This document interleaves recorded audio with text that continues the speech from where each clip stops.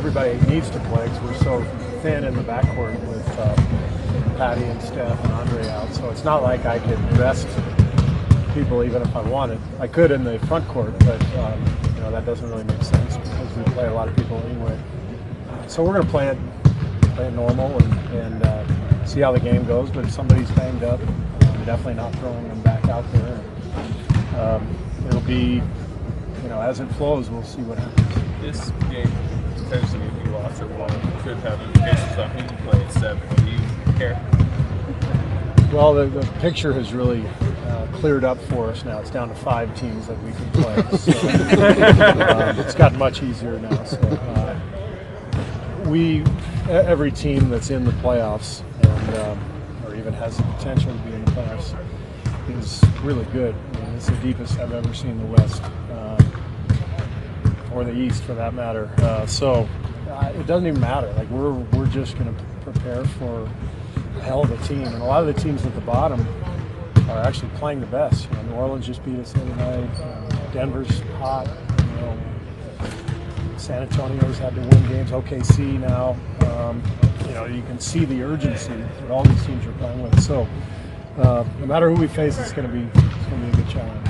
You and the rest of the staff had better success guessing on those scenarios? Or yeah, we put Sammy Gelfand on it, and so we have like the percentages of who it's going to be and for whatever that's worth. See, this is the last game of the regular season for you guys, and I know there's kind of been like this, okay, we're ready for the playoffs all year, right? Yeah. I know the injuries kind of changed that dynamic a little bit, but is there a sense like, okay, now it's really time to go?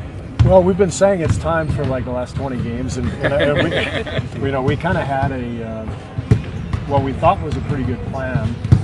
This last 20, we really solidified our rotations and you know, really work on, you know, what we're going to need in the playoffs, all that stuff. And the injuries have kind of altered that, so we have to adjust and adapt. And we've had to change lineups almost nightly, and but it doesn't matter. Like, that's what happens in the NBA. Everybody goes through it, and it may be a little extreme for us this year, but it's okay. We know that what this is about, and we've got enough to carry us through and gain some momentum and get things rolling. So just got to keep pushing.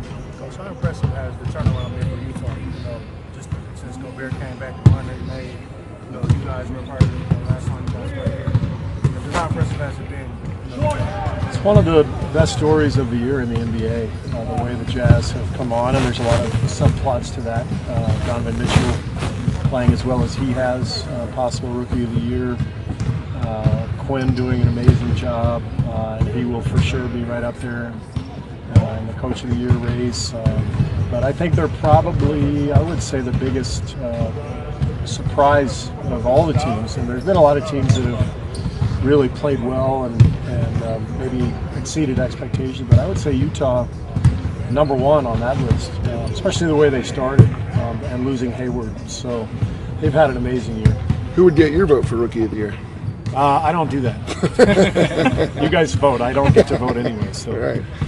Did But you use that when you were broadcasting?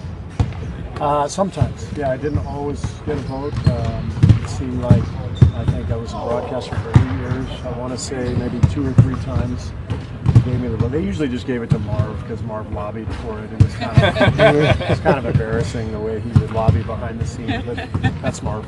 You've played a lot of these teams, like you said, with a sense of urgency. There's a great sense of urgency for the Jazz to get home court in the first round. Yeah. Does those feel like playoff games, and is that good for your team? Yeah, it's good for us to face this kind of team with this sense of urgency, because it'll feel like a playoff game, even though it doesn't mean anything to us in terms of our seeding. It's good for our preparation and for what we're about to face. You mentioned earlier, but how difficult is it to prepare for a playoff opponent when it could be any one of 5 teams? Yeah, you just have to focus on your own team and what you have to do and how you have to play.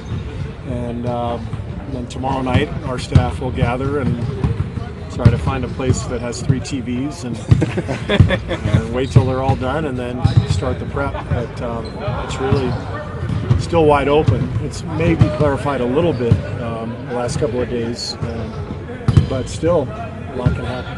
Is it kind of weird, the calculus of this? I mean, if you beat the Jazz tonight, you could be setting up a first-round matchup for yourselves this coming week. Yeah, but there's also like 28 other scenarios, so it's not worth wasting energy on it. You just go play.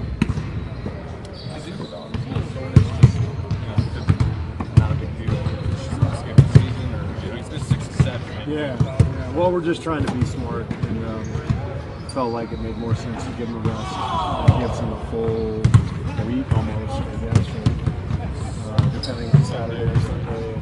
So, just we're just going based on how he's feeling and what the training staff suggests. But I fully expect him to be in the lineup game one. All things considered, what you guys have dealt with late in the season, you feel like you guys are rounding in form for the playoffs approach? I think we're going to be fine. I mean, I wouldn't say we're rounding into form. We haven't played that well, but you have to deal with circumstances as they come. And I like our position because I think we will have a lot of our guys. We're not going to have Steph or Patty, but I think I'm very confident we'll have everybody else for game one, and that's a step in the right direction. And then the other thing is, I mean, this team knows. I mean, we've been to the finals 3 straight years, so nothing's going to surprise us. And I'm very confident that we'll play well and get some momentum as we get going in the playoffs. I know tomorrow's still going to work for you, and you're going to be watching games and scouting. But in terms of not playing on the last day of the season, being able to kind of watch the playoffs, is there some sort of element that's enjoyable for you? Yeah, I mean, it's always fun to sit back and see things unfold and watch other teams play.